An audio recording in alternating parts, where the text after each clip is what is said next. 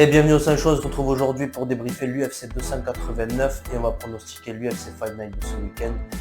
Mais avant tout les gars, on s'abonne, on commente, on lâche des pouces bleus. S'il vous plaît, on fait grossir la chaîne.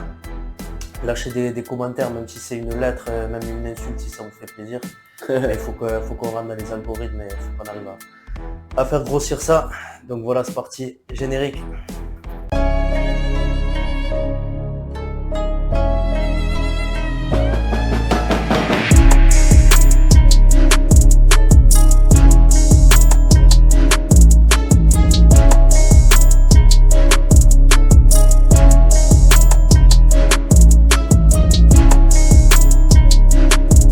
L'UFC 289 avec ce tant attendu, ce fameux main event, Amanda Nunes contre Aldana, donc qui s'est vu avec la victoire, qui s'est vu finir avec la victoire de Amanda Nunes à la décision, une grosse domination. On voulait Irene Aldana gagner, mais elle a pas fait grand chose et à la fin du combat, donc Amanda Nunes qui a pris sa retraite. Ouais. Elle a touché une fois au premier round, il me semble. Ouais, Elle a elle presque a droppé. légèrement droppé. Ouais. Ouais, légèrement droppé, ouais. Et à part ça, pas grand-chose, hein. Pas trop d'adaptation. On va pas s'éterniser sur ce combat. On vous cache pas qu'on était pas du tout chaud pour ce main event. En fait, on était plutôt super chaud sur le co-main, qui d'ailleurs était impressionnant. Charles Oliveira, super impressionnant. Finish au premier round. Ouais. Il a montré tout. Il a montré de la clinch, il a montré de la défense de lutte. Il a montré son striking. Il a montré du grappling offensif au sol, il a montré du ground and pound. En moins de 5 minutes, franchement, impressionnant. Ça, c'est le Charles Oliveira qu'on voulait voir.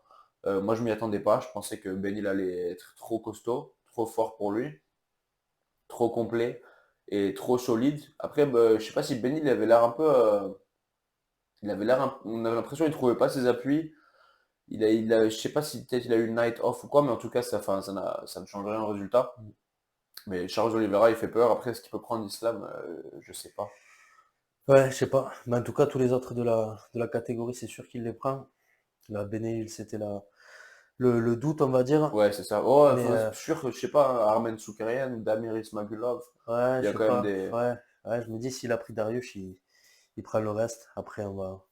Les années, avec les années, peut-être que ça changera. Mais ouais, à l'heure d'aujourd'hui, je pense qu'il prend tout le monde. À voir avec Makachev, est-ce que ça va être la même? Est-ce que ça va être peut-être un peu plus long? Mais je pense que le résultat sera pareil. Ouais, bah, en tout cas, j'ai vraiment envie de le voir. J'ai Ouais. vraiment envie de le voir. Une prestation, la prestation qu'il a eue, c'était vraiment impressionnant. J'étais un peu deg parce que je voulais que le combat il dure plus longtemps, tu vois. J'aurais voulu voir 3 rounds d'action ou 2 rounds et un finish à la fin du deuxième ou quelque chose comme ça. Mais bon, c'est comme ça. Mike Malott, impressionnant contre Adam Fugit. Bon, après, bien sûr, l'opposition n'est pas de ouf. Le mec, il était 1-1 à l'UFC. Ouais. Donc, il fait ses débuts à l'UFC. Et il a eu un bon premier round. Deuxième round, il a trouvé la soumission. En plus, Adam Fugit s'était jamais fait soumettre. Donc, impressionnant, quand même. Avant ça, on a eu Danny Gay. Danny Gay Ouais, contre Nate ouais. Landwehr. Ouais. Très beau combat. Beau combat, belle guerre. Belle guerre. Une belle victoire de Danny Gay, une belle domination aussi. Oui, je lui donnais Pas, 3 rounds. ouais. Après, Nate Landwehr, il est là quand même, hein. Il peut faire du Ouais, bruit il est là. à 66 kilos. Franchement, il peut battre pas mal de monde. Danny Gay, c'est quand même un pilier du top 10. Il a pris tout le monde, hein. Il a pris tout le monde. Il n'a pas tout le temps gagné. Il avait pris 3 défaites d'affilée, on en avait parlé. Qatar, Korean Zombie et Moslarev Loev. Donc voilà, il prend que des gros clients. Bon, c'est un peu un espèce de gatekeeper du top 10. Mais dans cette catégorie, ça déjà en dit beaucoup, tu vois. Mais Nate Landwehr, ouais, j'aimerais bien voir Nate Landwehr contre Caceres ou quelque chose comme ça, peut-être bientôt. Enfin, bientôt, le prochain, je veux dire. Ensuite, avant ça, sur la main card, on a eu Eric Anders et Barrio, c'est ça? Ouais, victoire de Barrio à la décision. Décision, joli combat. Compétitif quand même, mais troisième round largement gagné par Barrio. Ouais, beau combat. Bah, de toute façon, les Canadiens sur cette carte, ils ont été 6 Ils ont pour tous 6. gagné, Hein. Ouais. Après, il y a eu Nassourdine et Chris Curtis. Et ouais, là, dommage, Nassourdine qui était bien parti, hein, qui commençait Il bien. commençait bien. Je pense qu'il l'aurait KO si ça continuait dans cette voie. Et Après, malheureusement, Chris un coup touché de quand même. tête et no contest. Chris commençait à toucher les jambes et le corps. Ouais, Gentiment, ouais, mais ça... avec le jab, la distance, il gérait trop bien Ouais, la c'est vrai. distance, la C'est sourdine. vrai. On Mais voit, après, Chris, il fait son travail généralement, son travail dans le deuxième et le troisième, tu Mhm. vois. Ouais, Donc le fait que ce soit passé au milieu du deuxième, dommage. Franchement, j'étais vraiment bien excité sur ce combat. C'était un des combats où j'étais le plus hypé, on va dire, mhm. de la carte. Et ça a un peu mis le...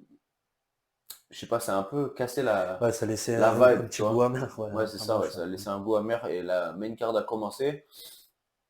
Et je sais pas, j'étais un peu... Ouais, j'étais pas aussi chaud que j'étais une heure Mhm. avant, tu vois. Ouais, c'est clair. Ouais, mais bon, c'est comme ça, je me demande s'ils vont le refaire ou alors ils vont passer à autre chose, je sais pas. Ouais, Je ouais, en tout sais cas, ouais, pas. ça fait un no contest. Ouais, d'un côté, moi, j'aime bien les deux.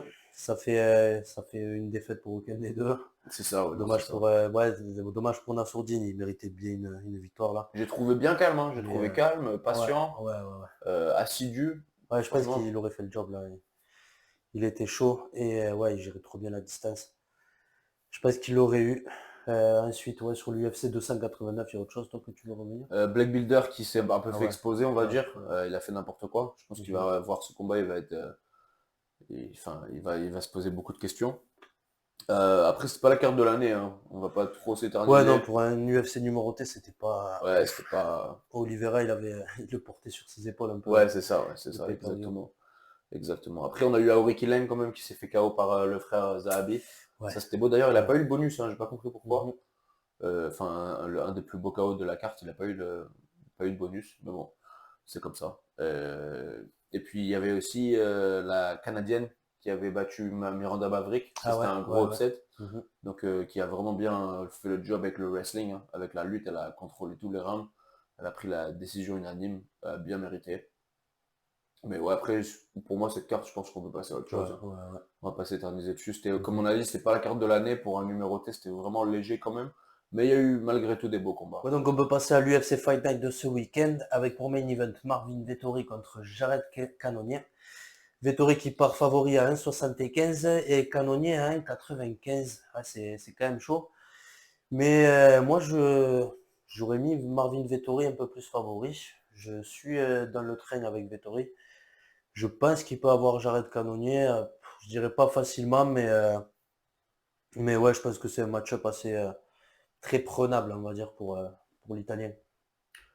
Très prenable. Après, j'ai pas trop été fan de voir ce qu'il a fait contre Roman Dolidze. Moi, je l'avais Ouais. donné Mhm. perdant. On Mhm. se rappelle toi aussi, il me semble. Ouais, ouais, ouais. Après, pour moi, Roman Dolidze est un peu plus dangereux que Jared à ce C'est ce que niveau-là. je me dis, ouais, c'est ça. C'est ça. Et s'il a réussi à passer, même malgré tout, ça reste une victoire sur le papier. Il a quand même réussi à pécho la victoire. Tu vois, Ouais, ouais, qu'on soit clairement. d'accord ou qu'on soit pas d'accord, c'est toujours du vert sur Tapologie.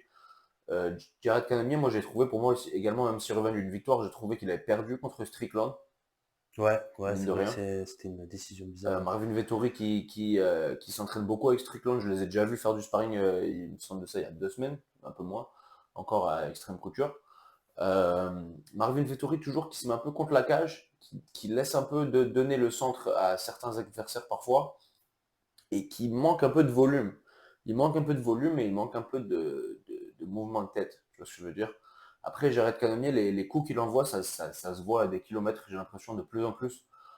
C'est prédictible ce qu'il fait un peu.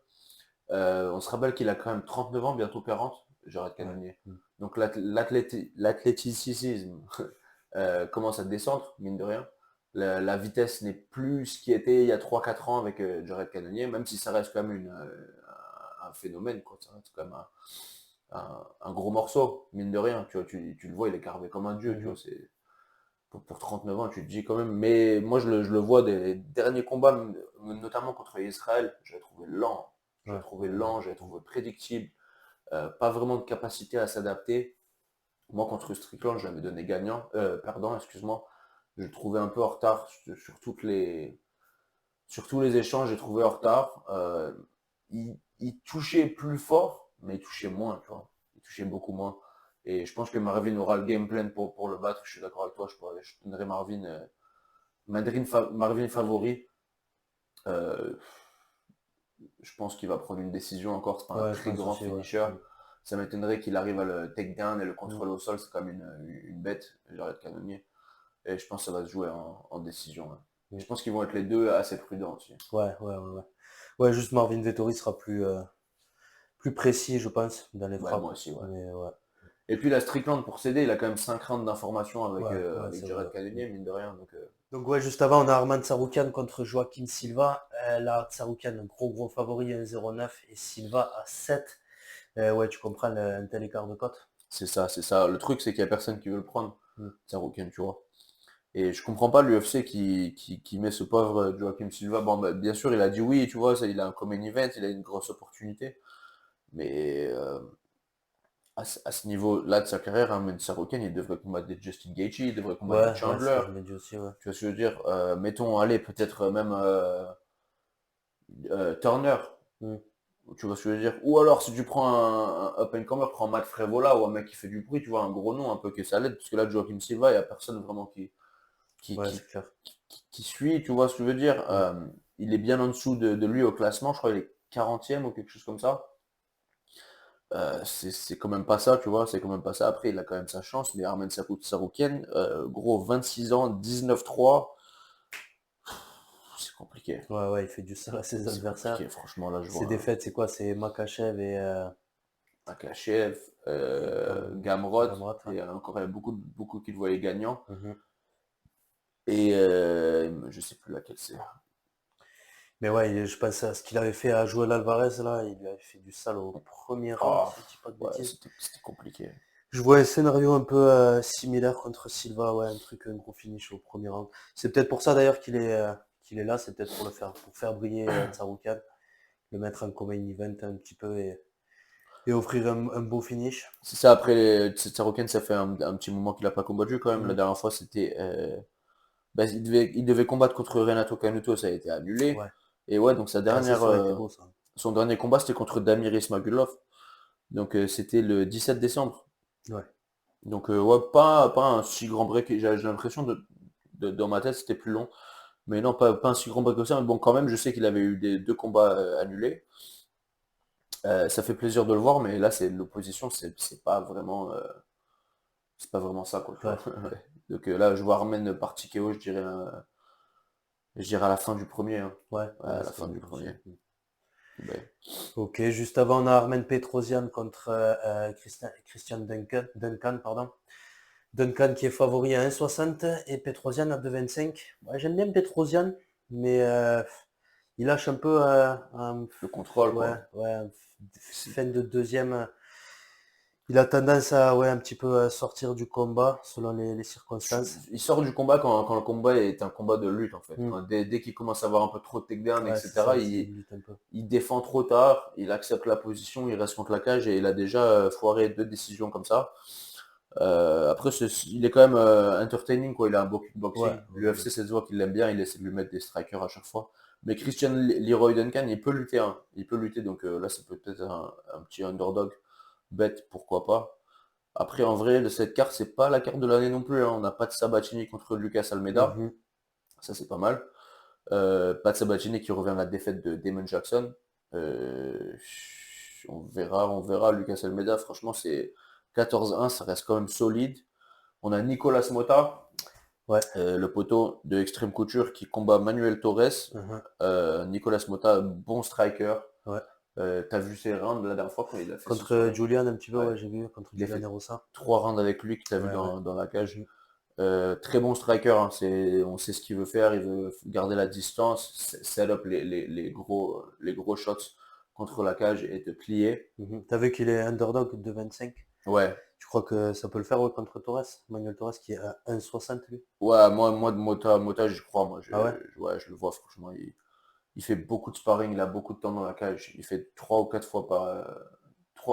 sparring par semaine. Mhm. Il ramène des mecs exprès, tu vois, qui font des sparring sur mesure pour lui. Je pense qu'il est prêt pour ce combat. Après, bien sûr, je le connais, donc forcément, je Oui. suis un peu biaisé. Muslim Salikov qui revient contre Nicolas Dalby. Ouais, ça va être un beau combat aussi. Ouais. Pas mal, hein, pas Mhm. mal, un bon striker. Moi, j'ai toujours aimé voir Nicolas Dalby.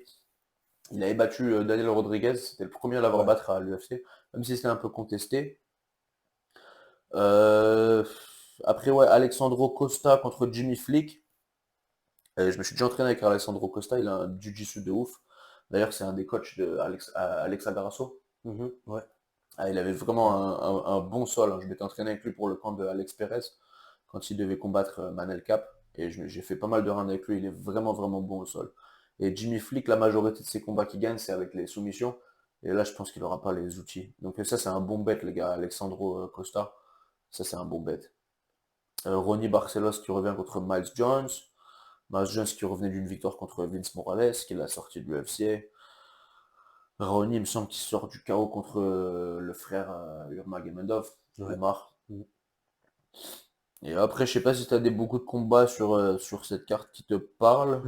Non, après le reste, je crois que pour moi, Ouais, c'est vraiment une carte. le premier combat, ouais, c'était le finaliste Akpoba Ouais, Zach Poga, ouais. de l'ancien Ultimate Fighter. Qui s'est fait KO par Mohamed Ousmane. Ouais. Ouais, ouais, Mais ouais, non, pour Zalgas, ça. Ouais, Zalgas ton du poteau. Magulov, ouais, Ouais. qui revient. Est-ce qu'il va se faire la coupe à Paddy Pimblett? Et on rappelle l'autre fois, il se l'était fait et Ouais. finalement, son adversaire avait call out. Du coup, on n'avait pas pu le voir. Mais ouais, j'espère qu'il va le refaire. Ça, c'était marrant. Ouais, bah en tout cas, ouais. Après, il y aura des beaux combats, mine de rien. Euh, on, on notice quand même est-ce qu'il y aurait que un combat féminin sur cette carte? Oui, que un combat féminin, donc ça fait toujours plaisir après. Et ouais, je crois que c'est tout pour cette semaine, pour cet épisode. Ouais, c'est un Merci. épisode un Ouais. peu léger, Ouais. parce que bah, on aurait bien aimé parler plus de Nassourdine et Chris Curtis, Mhm. ça nous a laissé un peu en stand-by. La carte de cette semaine, c'est pas de ouf. Marvin contre Jared, par contre, c'est quand même un beau main Ouais, event. ouais. Mais On a Benoît Saint-Denis qui arrive bientôt. On a d'autres pay-per-view. Il y a du lourd qui arrive pour cet été aussi. Ouais. c'est ça, c'est ça. Donc voilà, merci de nous avoir regardés. Portez-vous bien et à la prochaine.